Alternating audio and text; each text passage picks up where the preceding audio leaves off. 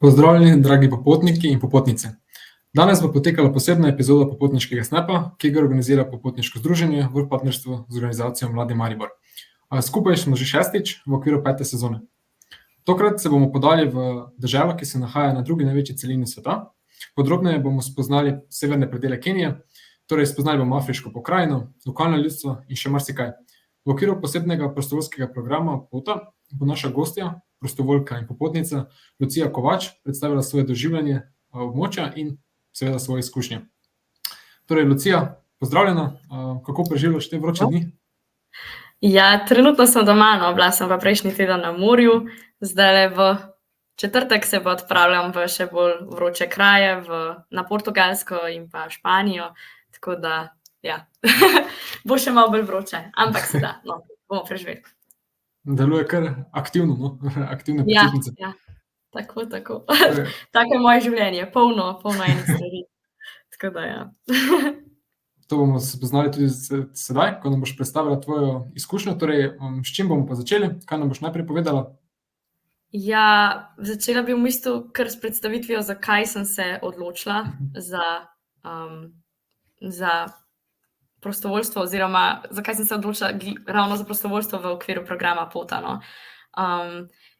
Tako, neka taka izkušnja je bila na tem mojem bucket listu že dalj časa, predvsem že v srednji šoli, ko sem na Instagramu mogoče čekirala kakšne poste od mojih znancev, prijateljev in sem bila tudi tako, jaz bi tudi to. No, in potem je prišla korona in po koroni sem se pol nekako pogumila in se prijavila na program POTA. Zdaj, najboljše, da na kratko predstavim, kaj sploh to je. Pač gre za program, ki deluje v okviru katoliške mladine in omogoča mladim od 18 do 30 leta izkušnjo laiškega misijonskega prostovoljstva. Tako doma, kot pa tudi po svetu. In mogoče zdaj, kaj to misijonsko prostovoljstvo je? To, da v bistvu prek nekih dejanj, del, kakorkoli, oznanjaš tudi vero. Zdaj, ta del je bil zame mogoče majčkeno neznan, oziroma sem imela ene druge motive za prijavo, no, tako, mogoče sem majčkeno napačna, ne vem, kako bi temu lahko rekla. Saj sem rekla, pač, jaz sem gledala malo slikce in mi je izgledalo ful dobro. No, in pol, ko sem se pa odločila za to, je pa se mi zdi, da res tudi ta vidik me je prepričal, da imaš pač neke priprave prej, oziroma da je nekako vodeno. Torej, imeli smo 2 pripravljalna vikenda, pa pač še tako manjše delavnice, recimo, kako v bistvu navezati stik z nekimi otroki, kako tudi se posloviti od njih, pa dobro, pač neke čisto praktične veščine, fotografska delavnica, prva pomoč, tako. In mi je res veliko pomenilo, da sem v bistvu imela v ozadju tudi nek support team, v primeru, da bi karkoli šlo narobe, ker Afrika vseeno verjetno ni glih najlažja celina za potovati, tako se lahko marsikaj zgodi, pa tudi ta vidik, da greš pač tja s skupino, kar že meni samo po sebi v bistvu je neka dodatna vrednost, no, tako, da se tudi med sabo učiš. Tako da, ja, to so bile... Da lahko tukaj prekinem, torej tudi dejansko si opravila neko prakso, no, oziroma ti pripomoglo to pri tvoji izobrazbi, ne, na tem področju. Res je, ja, v bistvu jaz sem tudi po finančni plati, no, mi je kar dosti to pripomoglo. Jaz študiram pedagogiko in andragogiko, in v bistvu smo tisto leto imeli tudi en predmet interkulturnost v vzgoji in izobraževanju in v bistvu sem pol tudi prek tega predmeta spoznavala šolstvo v Keniji, v bistvu tudi v enem begunskem centru, ki je pač neka čisto specifična situacija, pa tudi na splošno delo z otroki v različnih centrih in pa z mladimi, o čemer bom probala še malo več povedati, no. Torej, zelo praktično za tvoje področje, ne? Mislim, zelo... Ja, v bistvu je bilo zelo povezano, ne, tudi recimo v programu POTA, tisto leto nas je šlo približno 50 prostovoljcev v 8 različnih držav in tudi projekti se med sabo malo razlikujejo, a ne, eni so bolj fizične narave, torej, ne vem, kakšna gradnja, popravilo objektov, recimo eni so pa mogoče bolj te pedagoške narave, zdaj najbolj tipičen projekt so te oratoriji, torej kakor neka počitniški programi, no, za otroke, ker jih je mogoče tudi najlažje organizirati. Zdaj pri nas smo imeli pa v bistvu v Keniji je bila, se mi zdi, meni zelo lepa priložnost, no, ravno to delo v vseh 3 centrih, ki so bili med sabo zelo različni, no, tako da, ja, to. Evo, gremo naprej. Zdaj na kratko, mogoče na hitro v Keniji, da si sploh predstavljamo, kakšna je tam situacija oziroma kje sploh Kenija je. Torej, je država v vzhodni Afriki. Zdaj meji, mogoče bi izpostavila predvsem tale Južni Sudan, pa kakšno Etiopijo, kjer je veliko tudi nemirov in predvsem v ta severni del, ki sem ga jaz obiskala, no, pa prihajajo tudi begunci, zaradi tega smo šli bolj tudi v begunski center. No. Tako da je tako mogoče malo nemirno okolje. Zdaj glavno mesto je logično potem na jugu, ki je mogoče majčkeno bolj razvit, Nairobi. Uradna jezika sta angleščina in pa svahili. V Keniji rečejo kiswahili, ker je to pač kenijski svahili. Se pravi, kot nek univerzalen jezik Afrike, no, kenijski pa, ker pač je kakšna beseda tudi specifična za Kenijo. Drugače pa je preko 50 narečij, no, jaz bi rekla sicer še več, ker praktično vsako ljudstvo ima neko svoje, malo prilagojeno izrazoslovje. Zdaj, specifično na kraju, kjer smo bili mi, se pravi v okolici jezera Turkana, prevladuje narečje Turkana jezik, in pa mladi v bistvu med sabo komunicirajo v jeziku, ki mu rečejo šenk. To je pa v bistvu miks vseh teh treh jezikov, torej in angleščine in svahilija in narečja Turkana. In pol tako vsake toliko časa slišiš kakšno angleško besedo, pa mogoče malo razumeš, ampak večino časa pa ne, no, tako. Takšen improviziran jezik. Ja, v bistvu tak improviziran, ja, glede na okolje, ja. Drugače je pa ta, pardon, da te prekinjam, ta pokrajina tudi severni del Kenije, tudi najbolj sušen, ta najbolj tak, težek za živeti.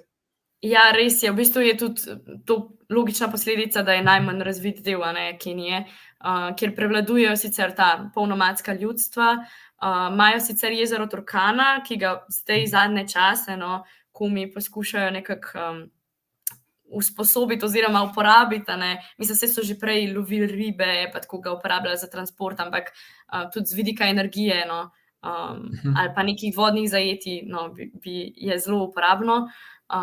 Ampak ja, zdaj ta industrija je komi v počasnem zagonu, razvoju, no, ampak ja, imajo kar probleme, no. Zdaj zadnje čase v bistvu so imeli obratno probleme, ker je zemlja tako presušena in so imeli, ne vem, koliko je bilo, po moje 3 mesece nazaj, 4, so imeli ful hude poplave.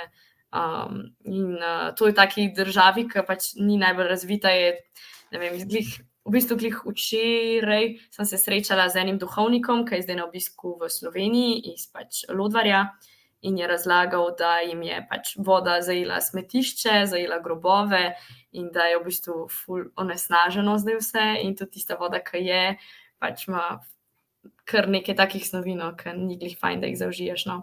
Že tako imajo probleme, no, z vodo, pa ko se še nekaj takega zgodi, pa ja, je pol kar hudo, no, na takih področjih. Razvijajoče države so pol, lahko rečemo, res odvisne še od druge pomoči, no. Ja, res je. Nesreča, mislim. Se mi pa zdi, da je ful pomembno, na kakšen način se ta pomoč implementira. Se pravi, ti prideš kaj kot nek rešitelj, osvoboditelj, ali pač prideš tja, da nekako z njimi probaš delati in pokazati neke poti tako, da jih bodo pol oni tudi brez tebe lahko nadaljevali, oziroma pač, da bodo nekako samo sposobni oziroma dovolj angažirani, da pač bo šlo to nekako naprej, ker pač, ja, to, da sam prideš in jim daš nekaj, ni rešitev, jih moraš naučiti ribe loviti, kakor prav star pregovor, ne. To je verjetno več praks napačnega pristopa, kot pa dejansko česa drugega, mislim, kako se pač pristopamo s pomočjo. Ja, dejansko mislim, da pač tudi ta pogled na belce, ki se je ustvaril, pa je mogoče tipičen ne samo za Kenijo, ampak kar en del Afrike, se pravi, da nas dojemajo kot neke vreče denarja, oziroma pač pričakujejo od nas, da jim bomo kar, da imamo mi pa na pretek tega, in da jim lahko kar damo, je po moje glih iz tega prišel, no, ker smo v bistvu sami ustvarjali tak vtis, da imamo neomejeno dobrin, ki jih lahko razdajamo brez pač česarkoli. Tako da ja, se mi zdi, da je dosti pomemben tudi ta pristop, na kakšen način hočemo pomagati. Zanimivo debato smo odprla, mogoče še več. Ja, v bistvu že čisto začetku. Tako da ja, no. Ja, zdaj mogoče, da še zgodovinski vidik majčkeno orišem. Torej je to neka zibelka človeštva, no, prav tudi ob jezeru Turkana so najdeli ene prvih ostankov Homo sapiensa, no, tako da ja, je tudi to en tak zanimiv fakt, no. Drugače so bili pa naprej kot kolonija Portugalske, no, kasneje v 19. stoletju pa pod angleško upravo in predvsem ta angleški vpliv se mi zdi, da se pozna tako v bistvu na vseh nivojih, no, tako prometa, ne, ki vozijo po levi strani, ja, tako obratno kamine. Tako šolstvo, kakor zdravstveni sistem, pa tudi ta kultura pitja čaja, no, je tam kar močno prisotna. Tudi v bistvu Kenija je največja oziroma ena od največjih izvoznic črnega čaja, tako da to je še en tak fun fact. Tako da ja, evo, to na hitro po mojem. Tako da smo še spoznali nasploh, kako deluje ta država, pač Yes. gospodarstveno in kako je danes stanje, ne? Ja, še v bistvu en problem, no, zdaj sem spet na sedanjost preklopila, ampak zdaj imajo ful probleme z davki, ker so pač ful porastli zaradi vseh vojen in pač celotne situacije v svetu, tako da je kar nekaj demonstracij, no, in ne vem, upam, da bodo rešili zadevo čim prej, no. Tako da ja. Evo, zdaj pa bom se v bistvu res osredotočila mogoče malo na mojo izkušnjo, ker, kakor vemo, vsak ima pač drugačno izkušnjo, tudi če se odpravi v isto državo, v istem programu, istega leta, pač kakorkoli pač. Tudi vsaka oseba malo drugače dojema stvari, tako da ja. Zdaj, mi smo se v Kenijo odpravili 9. julija 2022, prej smo imeli že kar nekaj priprav, kakor sem rekla, tako da še vsem pa smo pač neke stvari zelo tako intenzivno doživeli, predvsem tisti mogoče prvi dan pa 2 dni, ki pač se še navajaš pa aklimatiziraš na celotno okolje. Zdaj, prva stvar, ki nas je po moje najbolj šokirala je, ko smo leteli iz Istanbula v Nairobi in smo vedeli, da ima eno od naših članov, Matevž, standby ticket, in pa smo bili tako, ok, verjetno ga bodo dali nekam v business class, ker to je pač kar pogosta, mislim, leteli smo s Turkish Airlinesi, za katere je kar značilno, da prebukirajo letalo in no, smo leteli tja v vednosti, da je verjetno Matevž uživa nekaj business class oziroma je tiste fancy jedi, menije, kakorkoli, no in preletimo mi v Nairobi in pač njega ni bilo. Zdaj, zakaj je bil pa to tak problem? Zaradi tega, ker je bil on edini, ki je že kadarkoli bil v Keniji, ki se je tudi menil za vse prevoze za naprej, za taksista, imel je vse kontakte, imel je pač naštudiran ta del poti, ne.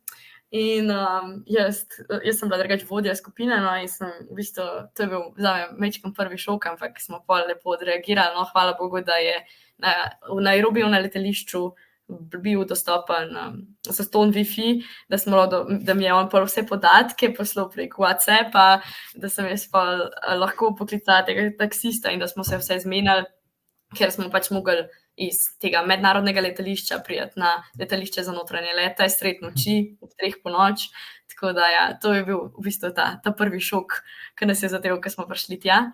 Koliko pa vas je bilo v celotni skupini? Mislim, Ja, vaše bilo nas je odprave. 10. Bilo nas je 10. Na sliki spodaj, verjetno, ne, desno. Ja, na sliki spodaj smo videli še maskice, to je ta čas pa koronski bil.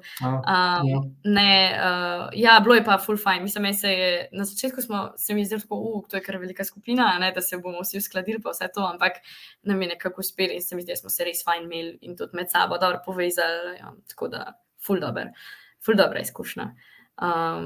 Ja, kar se tiče pa tako ostalih stvari, no, ki smo prišli, je bilo pa tako mraz. Pač jaz nisem pričakovala, da bo to hladno, pač saj sem vedela, da gremo na drugo poloblo, ampak v bistvu pod ekvatorom, ne. Ampak ja, pač imeli smo tam neke puloverje, ampak pa, ko se mi zdi, da združi to še z neko utrujenostjo, pa z nekim novim okoljem, da se je vse ful zeblo, no, pa čakali smo še na ta let, ki smo ga imeli notranjega ob 7 zjutraj ali ob 6, pa še tisti je zamujali, ker pač v Keniji je vse tako v easy, ne čist po uri, ne. No, in pa smo bili res že vsi ful utrujeni in smo komaj čakali, da bomo prišli do Lodvarja, no, do naše končne postojanke. Je bilo pa tako, da smo leteli pol ta notranji let z nekim manjšim letalom, ki se je še enkrat v bistvu vmes ustavil, no, mi smo rekli, da je bil kaj neke fure avtobus. Sam jaz sem cel let prespala, tako se ne spomnim nič. No, Zala, ki je bila pa budna, je pa rekla, da je bil to eden najhujših letov v njenem življenju in da je sam gledala propeler od letala, ali se bo še vrtel, ali se bo počasi nehal vrteti. Tako da ja, mislim, sej, ne vem, kako se tle vidi na tej sliki, zgleda kar proper letalo, ampak noter ni bilo tako properno, tako da smo bili vsi malo tako, ampak... Ni bilo ravno brezskrbno, oziroma razen za tebe, ko si lahko spal. Ja, jaz sem spala, ne, se večina, mislim, da smo kar počili, ker smo bili res utrujeni, ampak ja, Zala pa ni mogla, no, in pa je imela tak zelo zanimivo doživetje. Tako da ja. No, šli smo pa tle na vrhu vidite v Lodvar, torej na sever, zraven jezera Turkana, ki je eno od največjih v bistvu sladkovodnih jezer v Tudi seveda največje jezero. Ja, ja. Tam zraven je še pač Viktorijino jezero, no, ki je še večje, ne, ampak tako je pa kar precej veliko, kot eno morje. No ja, zdaj, kje smo bivali? V bistvu naš gostitelj je bil Father Paul, ki je župnik, oziroma tudi v bistvu v tej cerkveni hierarhiji je bil takrat vikar, kar pomeni, da je v bistvu namestnik škofa oziroma njegov pomočnik. In on nas je v imenu celotne škofije Lodvar gostil na svoji župni katedralni oziroma tej stolni župni. Drugače je bil pa naša gostujoča institucija Mladinski center oziroma Mladinska pisarna te škofije v Lodvarju. Smo bili takole zelo lepo zagrajeni z 2-metrsko ograjo, tako da je bilo za varnost poskrbljeno, ampak to tudi nekaj pove o varnosti nasplošno Lodvarja, oziroma predvsem Lodvarja po noči, no. Tako da smo bili zavarovani 24/7. Živeli smo v tej hiši, mislim, to so bili naši bivalni prostori, vsak je imel svoje posteljo, pa tako čez posteljo smo imeli napeto mrežo za komarje, tako nekako je izgledala kopalnica, tako... Nam se je zdelo, glede na to, na kaj smo bili pripravljeni, da smo bili še kar velik luksus, ker pač vsak nima tuša v Afriki in WC-ja v Afriki, tudi če kdaj nista delala, oziroma pač pritisk ni najbolj bil zravnan, ampak pač tako, bili smo zelo zadovoljni tudi s hrano in nasplošno z gostoljubjem, no, tako, res so bili zelo ustrežljivi in ja. Torej ste živeli kar, lahko rečem, nad pričakovanji ali pod pričakovanji? Ja, ampak smo si pa res postavili pač pričakovanja zelo nizka, no, tako da verjetno, da če bi prišel takole kopalnico, bi mogoče nekako pogledal, kaj zdaj to, ampak ja, nam je bilo super, no, mislim, pač imeli smo tekočo vodo, imeli smo posle, to je bilo vse, kar smo rabili, tako da, ja, je bilo super. Zdaj pa ja, to naše delo, torej, mi smo v bistvu bili v župniji, oziroma na škofiji 3 tedne in naše delo je bilo usmerjeno predvsem v delo z mladimi in tudi za mlade tam. Predvsem prvi teden smo organizirali po aklimatizaciji, no, smo organizirali mladinsko konferenco, pol smo pa 2 tedna delali v 3 različnih centrih, na Dirkonjen centru za otroke z ulice, v centru Svetega Luka za gluhe in naglušne otroke in pa v Evoj centru za gibalno ovirane otroke oziroma drugače hendikepirane otroke. Zdaj v Evoj centru in pa temu centru za otroke z ulice smo delali tako dopoldne kot popoldne, v temu centru za gluhe in naglušne pa zgolj popoldne, ker so imeli otroci dopoldne šolo. Pol ob nedeljah, sobotah ali pa kakšen drug dan, no, če je tako nanesli, smo pa še različne obiske naredili, no, kratke, tako da, ja.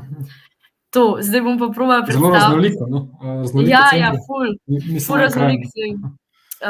Ja, v bistvu ful je tudi zanimivo, da v takem mehnem kraju, oziroma ne vem, če lahko temu rečem tih mesto, ampak ja, imajo v bistvu 3 različne centre in probajo res dobro poskrbeti tudi za te otroke, ki so mogoče majčkeno deprivilegirani oziroma na stran odrinjeni, no.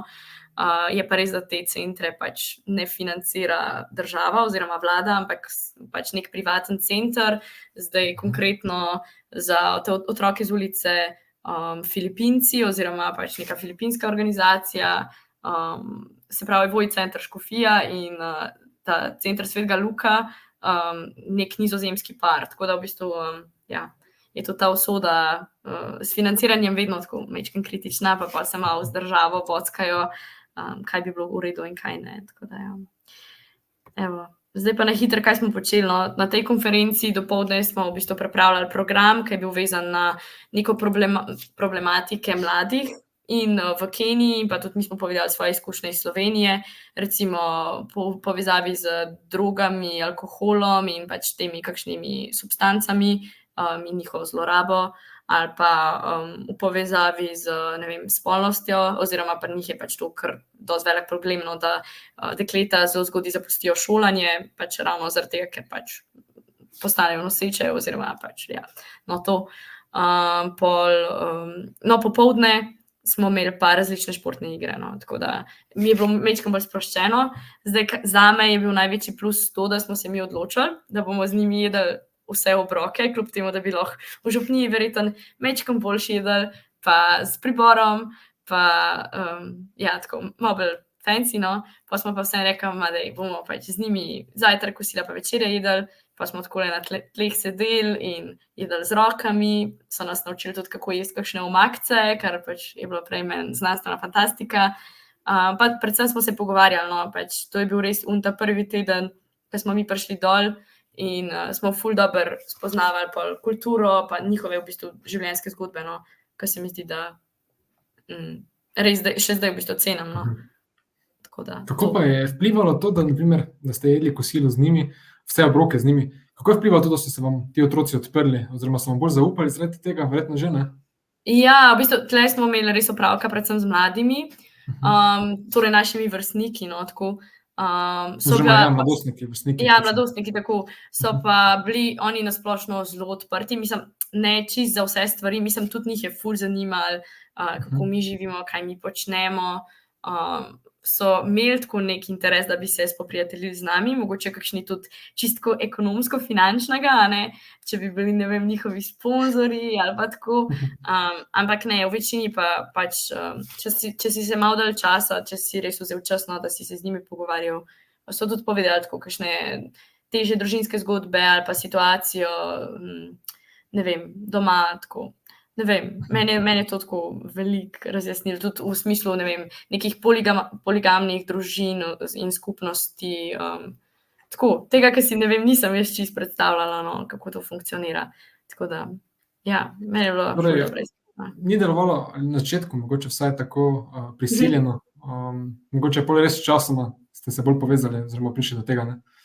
Ja, mislim pač, ta konferenca je trajala v bistvu 4 dni, zdaj prve 2 dni smo tudi mi majčkeno bolj previdno pristopala, ne, kaj itak ne poznaš ljudi, no, lahko rečem, zadnji dan smo bili pa že ful dobri prijatelji in tudi potem so 3 od teh mladih, ki so bili na konferenci, v bistvu z nami delali v vseh teh centrih, pa smo jih mi priključili k našim kosilom in tako, da so tudi oni v bistvu spoznali, na kakšen način mi dojemamo. Pa tudi pol bo ful zanimiv, ker smo delali refleksije dnevne, kako smo mi dojeli kakšno situacijo, pa kako so jo oni dojeli, pa kakšne so podobnosti ali pač, ne vem, z vidika izobrazbe ali pa tako, ne vem, kakšne so razlike, no, tudi med nami.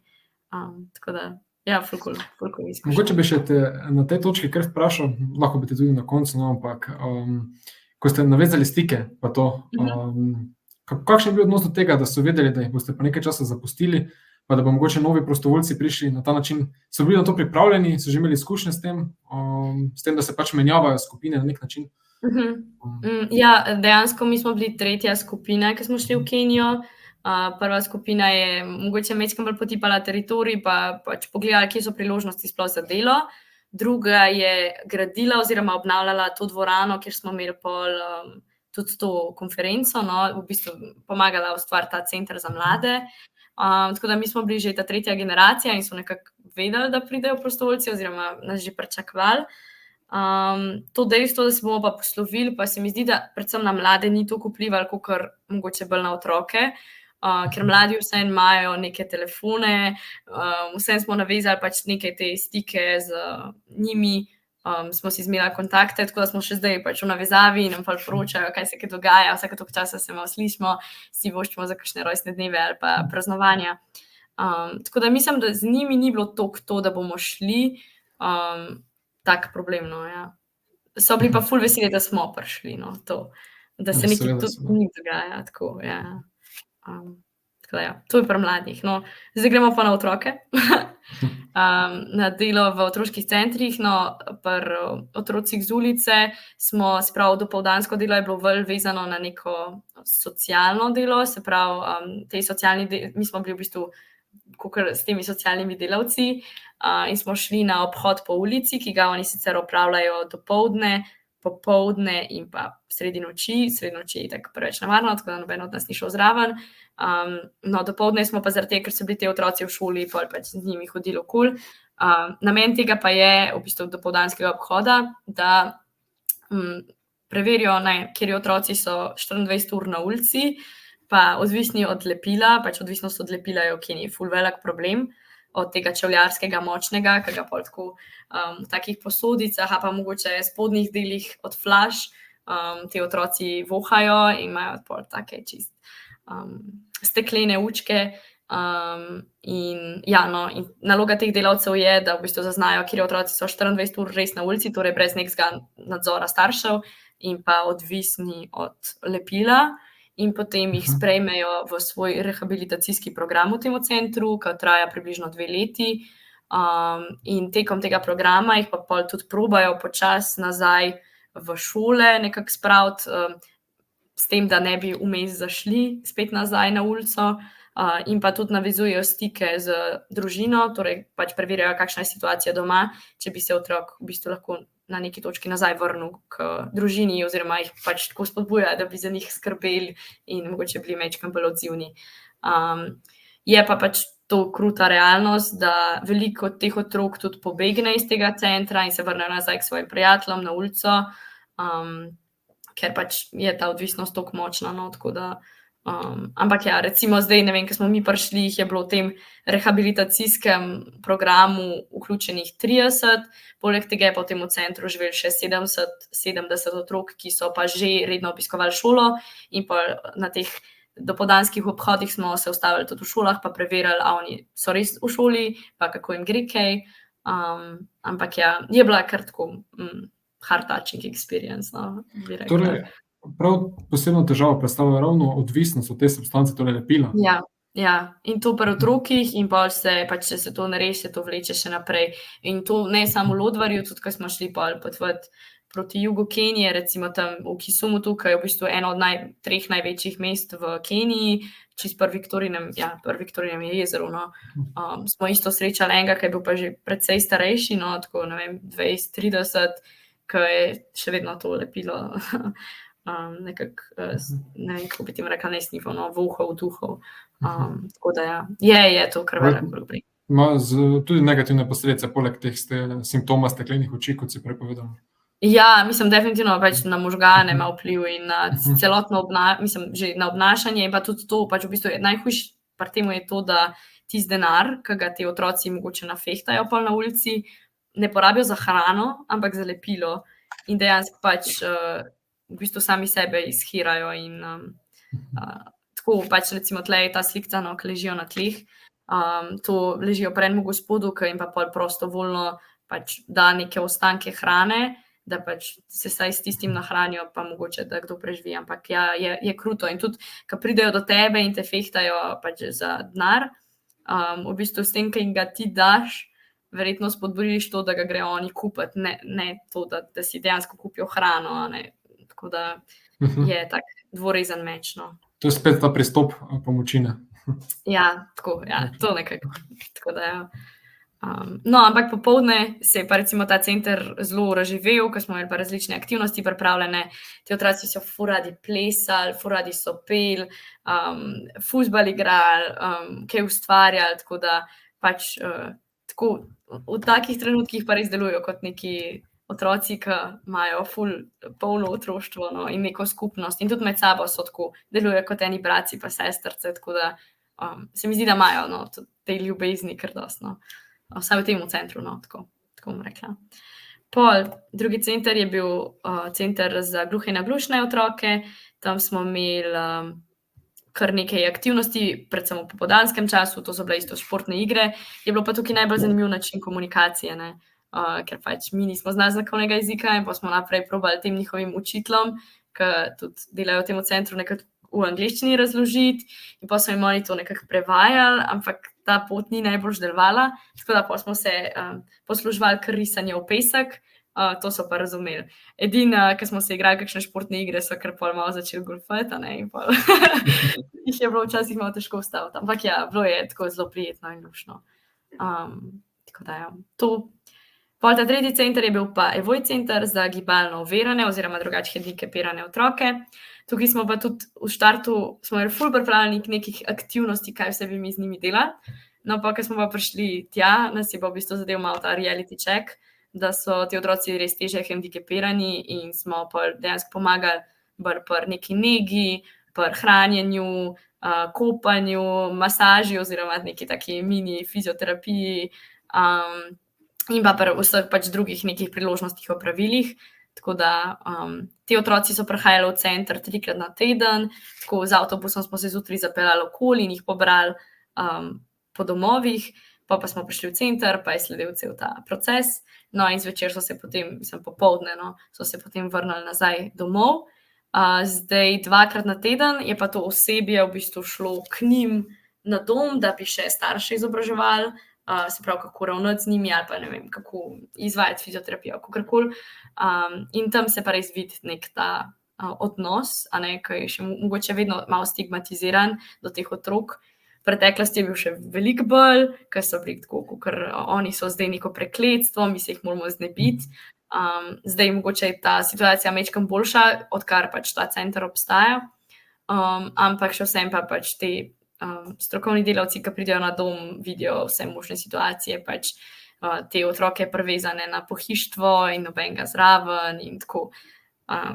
Ni še vse najbolj optimalno, no.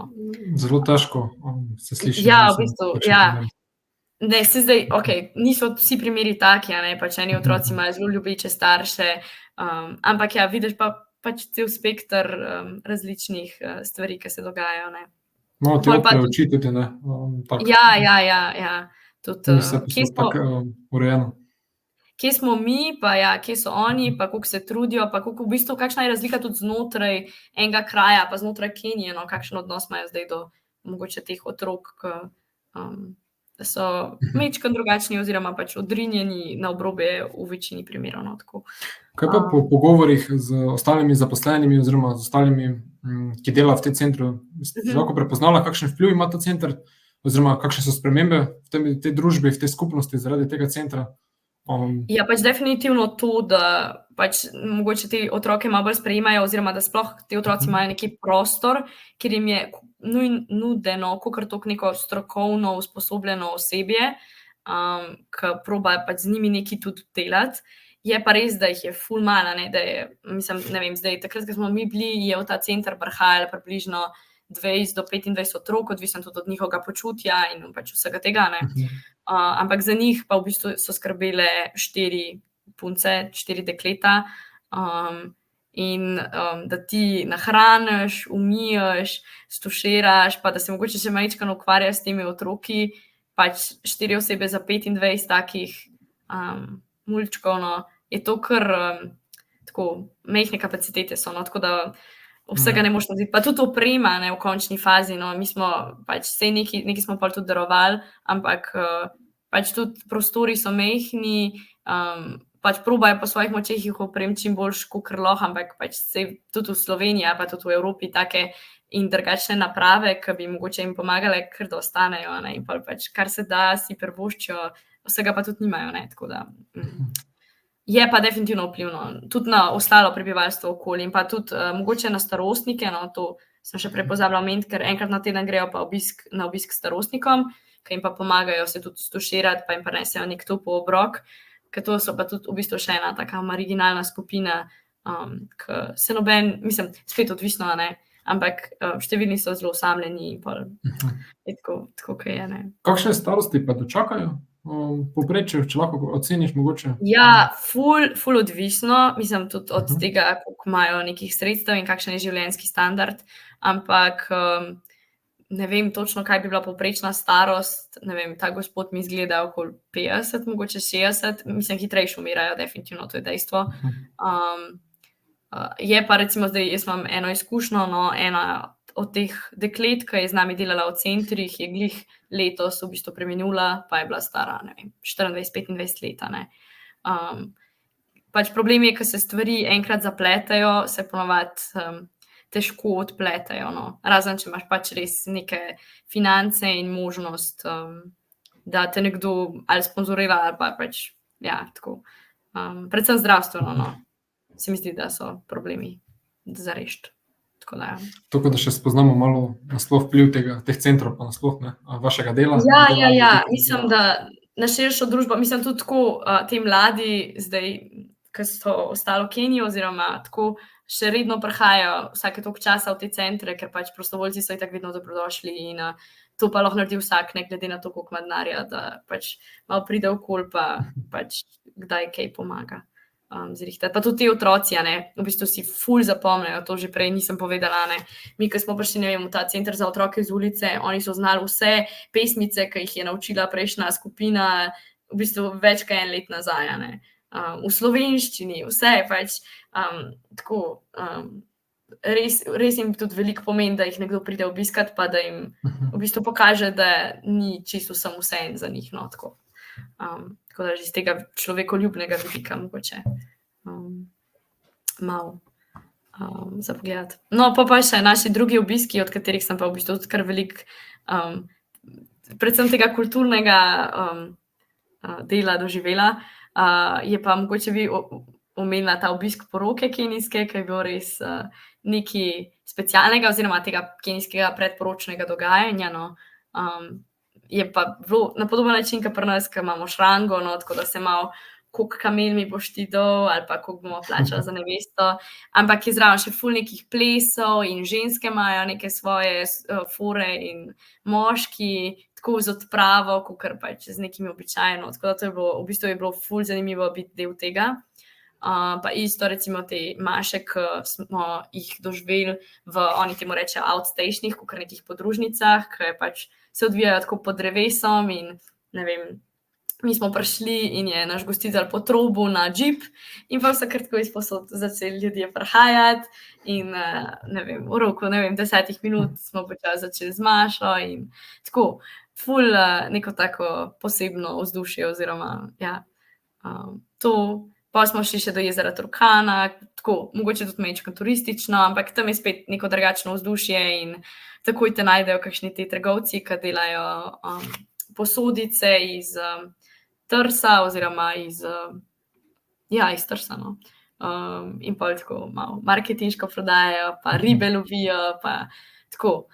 Pa smo šli tudi ta begunski center v Kakumi, ki je eden od največjih centrov in tudi to je bilo zame, v bistvu jaz sem se majčkeno bala, kako bo to izgledalo, ker pač glede na to, da je to nek ogromen center, polno nekih tujcev, ampak pač rabili smo tudi posebno dovoljenje, no, da smo lahko noter prišli, ampak realno je izgledalo kakor neka povprečna afriška vas, mogoče majčkeno več pločevine, malo manj naravnih materialov, ker pač UNESCO nekako upravlja s tem centrom, ampak ja, tako, bila je pa tudi zanimiva izkušnja, no, tle smo prišli glih v eno šolo, ki jo upravljajo Salezijanci in se ukvarjajo z izobraževanjem odraslih, se pravi, da jih usposobijo za nek poklic, recimo tam smo pa šli še v eno delavnico, so delali postle, pol so imeli ene vodovodarje, pač na tabli so imeli nekaj narisano za vodovodarje, nek sistem, tako da ja, no,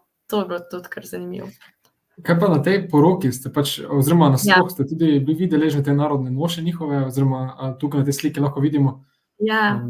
Tu se pač vprašamo, kdo se je pol poročil, ali si slučajno ti, ali kdo drug? Ne, jaz se nisem poročila. Čeprav bi se po moje lahko, če bi hotela, ker pač kot belci tako, ful dobro. Ne, ampak ja, to je bilo v bistvu čisto spontan, poročil se je nečak od našega gostitelja in je bil naš gostitelj tako, ja, evo, jaz vas peljem zraven, kaj tako on se je mogel meniti, zdaj za koliko bodo to nevesto kupili, no, tako da je pa to dogajanje, ki traja res tedne, in tudi mi v bistvu nismo čisto vedeli, kaj pričakovati. So nam pa ti mladi, ki so bili zraven nas, mislim, ki so delali v centrih z nami, so bili tako, ja, itak zdaj se morate v našo nošo, pač v našo upravo naštimati, tako da smo po last minute iskali vsaj neko približno tako blago, da si ga damo, da se oblečemo, pa te kako se, rajf, ali ne vem, kako se temu sploh reče, no, pa oni imajo pa pol še te ogrlice, zdaj, ok, nimam tle nobene slike, ampak tudi moški imajo zelo tako specifično odpravo, pa vsak ima en tak svoj stolček, na katerega se usedejo takrat, ko ne skačejo, oziroma ko pač ni dogajanja, tako da me je pa ful presenetila njihova odprtost, ne, ker ti v bistvu prideš kar v eno random ljudstvo, ampak oni so bili kar tako, itak, vi joinite z nami, bomo tle skupaj skakali in plesali, sej pač v resnici ni tako, da se moraš zdaj naučiti nekih korakov, no, ampak oni večinoma skačejo, ne, tako da to je njihova plesa, bi temu rekla. Delno tudi posledice, da so pač ta izkaz tujcev oziroma nekomu neznancu, oziroma zdaj sedaj znancu, torej izkaz ponosa oziroma svoje kulture, ne, pa tudi to, da ste vi atrakcija sami po sebi, ne, dansko. Vsi ti dejavniki, ki vplivajo na to, da lahko imate, da imaš priložnost spoznati oziroma stopiti v ta svet, ne, bolj intimen. To je res, no, ampak pač mogoče sem imela jaz en tak predsodek, da se nas bodo mečkam bala, pa tako vse je to nek tujec, ko vstopa v tvojo kulturo in tvoje običaje in pri nas, recimo, je poroka, se mi zdi, da relativno intimna stvar, ne, ni kar tako, da boš zdaj pa krenga tujca povabil, pa rekel, itak joini, tle, šrangi, pa samo, tako da v bistvu sem bila prijetno presenečena, no. Ampak tam je mogoče tudi to, da so te običaji res del neke širše skupnosti, no, kakor da, ker se en poroča, se pač ima celo mesto tisto poroko, oziroma celotna vas, ne. Tako da, mogoče tudi te meje zaprtosti, pa intimnosti, da so mečkam drugačne. Verjetno se razlikujejo od vasi do vasi, od ljudstva do ljudstva, ne? Verjetno zelo raznoliko. Ja, tudi po oblačilih, ne, tradicionalnih, v bistvu se, tako kot imamo pri nas narodne noše, imajo tudi oni zelo različne barve, pač, in se prav po teh barvah tudi locirajo, kjero regijo spadajo in tako. Tako da, ja. Zdaj bi pa mogoče šla še mečko naprej na kulturo, pa po mojem me bo čas prehitel, no. Ampak ja, njihova bivališča so drugače, vsaj v tem severnem delu še vedno tako zelo tradicionalna, take hiške iz vej in blata, tako da, ko pada dež, baje da drži vodo, no, ampak meni izgleda tako, da bi zdaj lahko en podrl to, no, tako nestabilno. Ampak, ja, skromno, imajo pa res vse not nafilano, tako da, ja, zanimivo. Zdaj, meni je tudi presenetilo, kako si oni umivajo zobe, in sicer, da grizejo glodajo v bistvu te bambusove palčke, tako, in to, ko pogledaš tisto palčko, v bistvu si jih kakor nekako nabrusijo, no, ne zares umijejo, ampak ja, glodajo te palčke in pa imajo umite zobe, kao. Drugače pa ful veliko koza povsod, tudi za jesti, za hrano, pa ceste, oni pravijo temu dancing roads, ne, pač bumpy rides imaš, kavorkoli greš. No, imajo sicer v Lodvarju tudi eno asfaltirano cesto, ampak ostalo, kamorkoli pa zaviješ, je pa pol. Te malo druga zmasira. Ja, te malo zmasira, tako da. Podeželske ceste. Pa boda so te tipični njihovi, v bistvu prevozna sredstva, motor, na katerega se čim več ljudi proba usesti, zaradi tega, da pa šparajo denar za prevoz, ja. Kar se tiče hrane, smo pa jedli čapatije, to so kakor neke take palačinke, mogoče, ali pa, ne vem, nekaj med tortiljo pa palačinko, no, ful dober. Mandazi so kakor neke miške naše, to smo ponovadi za zajtrk jedli, pa si pa kakšno arašidovo maslo gor namazal, pa je bilo ful dober.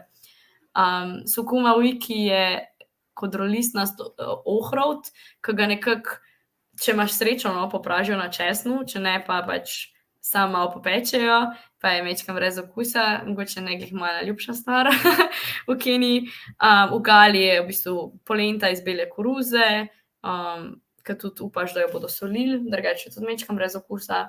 Drugače smo pa veliko toastov, pa veliko čaja spili. Čaja, ki je bil ful sladek, ampak pri njih je to ta kultura, no. To ste prav kulinarično doživetje tudi imeli, torej ste spoznali gastronomske posebnosti Kenije. Ja, pa v bistvu meni se to zdi, da niso to posebnosti, ampak je to res hrana, ki jo ljudje v vsakdanjem življenju jejo, no. Zdaj, verjetno, če bi šli, ne vem, v Nairobi ali pa nekam tako, neko fancy restauracijo, bi mečkam drugačno postregli, ampak v Gali pa so... Ja, v Gali sukuma wiki pa koza, mislim, že kozje meso je v bistvu mečkam specialiteta, ampak v Gali pa sukuma wiki je pa to res vsakdanja hrana in eni jo jejo za zajtrk, kosilo in večerjo, pač ker je to najbolj poceni in Te najbolj zanimive, tudi najboljše dobrote so ponovadi te enostavne, ki pač so dejansko vezane na Ja. določeno okolje, ne, ki se dejansko lahko ustvarijo. So pač, to je kar njim najbolj pri roki, ne, praktično. Ali pa najhitreje, Ja, najbolj ja. ugodno glede na podnebje, vse te dejavnike. Ja. Tako da, mislim, meni je bilo ful dobro, ko si pač videl koze odzunaj letati, ali pa kakšne piščance in pol jih enkrat ni bilo več. ker so pač mi smo imeli tam v župniji, v bistvu so bile neke gospodinje, no, ki so večino časa kuhale, če smo imeli mi čas, smo jim tudi kaj pomagali, ampak ja, je bilo vse zelo sveže, no, tako. Tudi pa smo se malo hecali, ker včasih je imel čaj malo drugačen okus, ne. Bil je včasih s kozjim mlekom, mislim, večino časa je bil s kozjim mlekom narejen. In pa smo se malo hecali, ne vemo, katero plastiko je zdaj ta koza pojedla, da ima zdaj danes tak okus. Ker pač tam res te koze lutajo povsod, po smetiščih in no, tako. Ja, zanimivo je. Pa ja, mi smo bili tam še v bistvu v času volitev, tako da to je bila še tudi ena taka zelo zanimiva izkušnja, kako oni delajo promocijo za svoje te kandidate in sicer, da se tako s kombiji vozijo okoli in vsaka stranka oziroma vsak kandidat spesni pesem o sebi oziroma tem, kaj bi on rad počel za ljudi in pol se ta pesem v bistvu predvaja in ljudem sporoča, kaj je njegov moto, no. Je pa tudi tako, da te ljudje kar včasih pridejo nekam pa začnejo deliti denar, ker to pol ljudje zagrabijo in so tako, on nam že zdaj deli denar, to pomeni, da če ga izvolimo, nam bo pol še bolj delil denar in pa bomo vsi bogati. In pol reality je pa ponavadi pač precej drugačen oziroma je tudi kar veliko korupcije in tako, no. Tako da, ja. Je bilo pa to... Ja, povej, kar povej, sorry. Ne, mislim, sem to dodati na seveda manj izobraženo, lažje to deluje, ne, pred prebivalstvo, kot pa osnovni takšni marketinški prijemi, kako bi lahko rekel, politični. Ja. Zelo tako naivno na določen. Mislim, tako zdi se ti včasih, ampak saj pač logično tudi glede na izobrazbeni standard oziroma situacijo, no, pač ne moreš pričakovati, ne, da bo kaj drugače.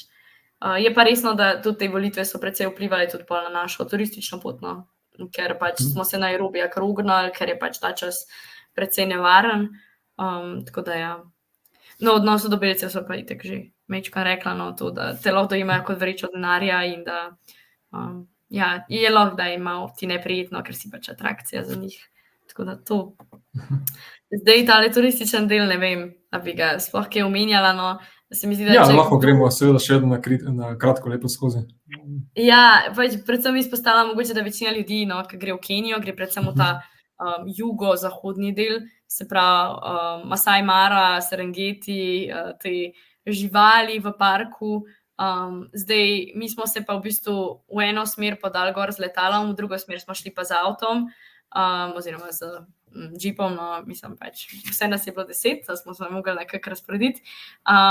In je bilo ful zanimivo opazovati spremembo pokrajine, ne. To, ko si že na začetku omenil, mi smo v bistvu iz neke ful sušnate pokrajine prišli na malo bolj zeleno in pol prečkali ekvator, čez v bistvu totalno tropsko podnebje in pol spet prišli v neke savane od spodaj, pri Masai Mari, no, tako da to je bila meni tudi ful lepa izkušnja, tako, predvsem ki si spet po dolgem času videl malo zelenega, malo domačega, tako. Ja, je pa... Praktično so te že oči bolele, ko si prišel do zelenega, pa vse te barov. Ne, pač, jaz sem še, tako se je zgodilo, da sem zaspala spet vmes, ne, medtem, ko smo se vozili, in pa, ko sem se enkrat vodila, je bilo kar enkrat vse zelen. In mi je bilo kar malo tako šok, wow, kje smo mi zdaj, sredi enih, tukaj vmes je bilo mečkam višji, no, pač čez neke gore smo šli, oziroma bolj hribovja, ali ne vem, kako bi temu rekla, no. Ja, in me je bolj kar mečkam šokirala, ampak ja, tako v pozitivnem smislu, no. Ja. Zdaj, ja, prečkali smo ekvator, drugače pa v Masai Mari smo videli te Big Five oziroma tipični afriški safari živali, no. Pa smo šli pa zadnji dan še na Lake Simbi pogledati flamingote. Najprej smo hoteli na jezero Nakuru, ki je pač v bistvu znano po teh flamingotih, ampak pol tam, ker smo živeli, no, pri enih bratih, čisto slučajno, pač mi smo ta turistični del nismo imeli nič prej splanirali in pa smo kar vse še prek našega gostitla malo prek njegovih vez splanirali, no. In ta gospod, no, ki nas je tam gostil v Kisumotu, je rekel, ne, vi ne smete iti zdaj na Nakuru, ker so vsi te flamingoti migrirali na to jezero, se pravi Lake Simbi, a ne. In mi smo bili najprej tako večkrat nezaupljivi, kako pač Nakuru je pa res znam po flamingotih, kva to migrirajo, no. In pa smo res šli na ta Lake Simbi, ki je v bistvu bilo zastonj, prvič, ker pač ni noben naravni park, in videli v bistvu pod skozi nekega hriba res ful teh rozastih flamingotov, no. Tako da je bila ful lepa izkušnja še za zadnji dan. Nam je pa enkrat vmes še avto crknil, tako da pa smo se še malo s tem ukvarjali, pa malo smo zamujali, ker pač pot je vedno nepredvidljiva, ampak ja, vse to so te klasične popotniške stvari, se mi zdi, ki se mi bolj zgodijo. In, ja. Prave barve popotništva. Ja, Dejansko je se tako. dokazalo, da so pač lokalci pravi vir informacij. Ja, v bistvu nam je bilo ful nam je bilo dobro, ampak pač tako še vsem so to neki tujci, ki ne veš, še posebej v Afriki, no, ne vem, jaz sem kar previdna bila do ljudi, in pol tako jim zaupaš, ali pa jim ne zaupaš, ne veš čist, ja. Ampak na koncu se je izkazalo res kot ful dobra možnost, tudi zelo poceni smo čez prišli, no, mogoče še to, a ne, to, ko smo se glih prej pogovarjali, koliko denarja smo porabili za kere stvari. Jaz sem zdaj nekako naredila tale izračun, tako za večino stvari, no, kar smo rabili. Mi je pa ful odtehtala štipendija za študijski obisk v tujini, to, ker sem res pač v povezavi s faksom, v bistvu navezala stik še s faksom in sem dobila tole štipendijo. Tako da dejansko pol, kljub temu, da greš v nek tak zelo eksotičen kraj, ni nujno, za dejansko veliko časa ni nujno, da to stane, no. Če se mečken probaj znajde, to zmeroma malo iščeš možnosti, no. Tako. Ker je interes, se vedno najde seveda ta del. Ja, pot. Se ga da pridobiti s časom, ampak ja, odločitev je ta, ne? Ja, definitivno. Tako da, ne vem, meni se je zdela res tako celostno lepa izkušnja in ne glede na to, koliko stane v končni fazi, pač toliko veliko dobiš res in nekega pogleda v tujo kulturo in pa tudi tako neke osebne rasti preko teh ljudi, s katerimi se srečaš in pa tudi jaz, kot sem že prej rekla, prek svoje ekipe, s katerimi pač vsak dan mečkam predebatiraš, kaj se kje dogaja, pa kaj koga šokira, pa kaj bi kdo mogoče naslednjič drugače naredil, tako, no, ful dobro. Globja izkušnja, večja pač osebnostna rast, ne? Več novih stikov, kot pa klasično turistično potovanje. Ja, definitivno. Tako da, ne vem, jaz tudi z vidika programa pota, no, jaz sem zdaj še ostajam v stikih z njimi oziroma res redno sodelujem tudi v spremljevanju ekipi in se mi zdi, da pač se vsako leto v bistvu nekaj novega naučim, kljub temu, da že toliko časa sem tam, pa sem zraven prav vseh usposabljanjih, ampak tudi ljudje pridejo z nekimi svojimi izkušnjami, pa vsak, ki pride nazaj, prinese še nekaj novega, no, oziroma tako, kaj doživi, pa podeli pol, tako da. Ja, se mi zdi, da je tudi to bogatstvo, da pol, ko priješ iz nekaj nazaj, da znaš tudi z drugimi podeliti in jim to podati naprej, no. Tako da, ja. In mogoče zdaj za na konec, še malo kot refleksija, pa nasploh, kateri ti je bil tak najbolj najprijetnejši trenutek, oziroma kaj je bilo tako zanimivega, da si zapomnila v stiku s temi otroci, vrstniki, z ostalimi lokalnimi prebivalci, kar ti je ostalo najbolj v spominu, ko se spomniš zdaj na tvoje prostovoljstvo, da bi lahko v kratkem povzelo vse tvoje izkušnje? Ja, po moje z otroki res to, ko smo delali v centrih in pač smo se skupaj plesali, igrali, smejali, ko pač res vidiš, da oni ful uživajo, pa da jim to veliko pomeni. In isto tudi pri mladih, a ne, predvsem to, da si lahko med sabo začneš zaupati, pa da si delil neko izkušnjo, kaj bo vsak pač odnesel domov v svoje okolje in potem pač delil, kakor bo vedel in znal, a ne. Tako da meni se zdi predvsem to, da vidiš, da si nekomu lahko nekaj podaril, pa to, da so tudi drugi podarili ful veliko, oziroma ponovadi ful več tebe, pa ne, in da s tem prihajaš nazaj in da lahko še naprej to deliš in tako, ta element, no. Zdaj, ne vem, če bi izpostavila prav kakšno posebno izkušnjo, mogoče bolj to, da smo se odločili pol enemu temu fantku, ki smo ga čist naključno srečali, enkrat na ulici je v bistvu začel za nami hoditi ampak ni bil tako kot ostali otroci, ki so ful fehtali za denar. On je bil prav tako mečken, radoveden in pač tako nam sledil nekaj časa in pa smo mi že opazili, da on pa zdaj že hodi nekaj časa za nami in ga malo vprašali, kdo je, pa kaj se dogaja, kaj v njegovem življenju. No, in nam je pol nekako prek teh mladih, ko so bili z nami, ker itak angleščine ni znal, no, so oni pol prevajali iz narečja, nekako povedal svojo družinsko situacijo, da mu je umrl oče, da se je mama poročila z nekim drugim gospodom in da ga v bistvu on pol ful ni maral in se ni počutil sprejeto in je pobegnil od doma in prehodil v bistvu razdaljo 100 kilometrov do svoje babice in je pol živel s svojo babico, ampak pač ta babica pa ni imela neki ful financ in pač glede na to, da je britanski šolski sistem tak, da je treba vse plačati, oziroma tudi v Keniji pač je vse plačljivo in osnovna šola, on pol ni obiskoval šole, no, tako da smo pol nekako se skupaj nabrali pa rekli, ok, nas je 10, zdaj, če mi sodelujemo, mu bomo že nekako probali pokriti ono šolnino za pač, vsaj za osnovno šolo, no, vsaj to, da dobi neko izobrazbo, ker je pol vse lažje. Tako da zdaj ga sponzoriramo oziroma financiramo in pač preko teh naših prijateljev, mladih v Keniji, nam tudi oni malo sporočajo update, kaj se kje dogaja, pa pri njih mogoče živi čez počitnice, tako da v bistvu ta stvar mi tako še vedno ostaja oziroma smo še vedno v stikih z njo, tako da ja. Zelo lepo ste to zgodbo preobrnili v pozitivno smer. Ja, to je verjetno ena zgodba izmed zbirke 1001 zgodbe, ki si jih spoznala in slišala v Keniji, v tvojem prostovoljstvu. Evo, in tako smo, oziroma takoj zaključujemo sedaj potepanje po Keniji. Več informacij lahko najdete v ocenjenem članku o spletni reviji Globetrotter ali pa jo kontaktirate na profil naveden spodaj. Zahvaljujemo se vam za obisk. Epizodo lahko ponovno pogledate na YouTube kanalu ali pa jo poslušate kot podcast. Lucija, hvala za tvoj čas, hvala, da si z nami delila tvoje prostovoljstvo, izkušnjo. Lepo bodi in želimo ti veliko takšnih avantur tudi v prihodnje. Torej, najlepša hvala. Vsem še lep pozdrav, do naslednjič, ko se ponovno gledamo. Bon voyage. Čau.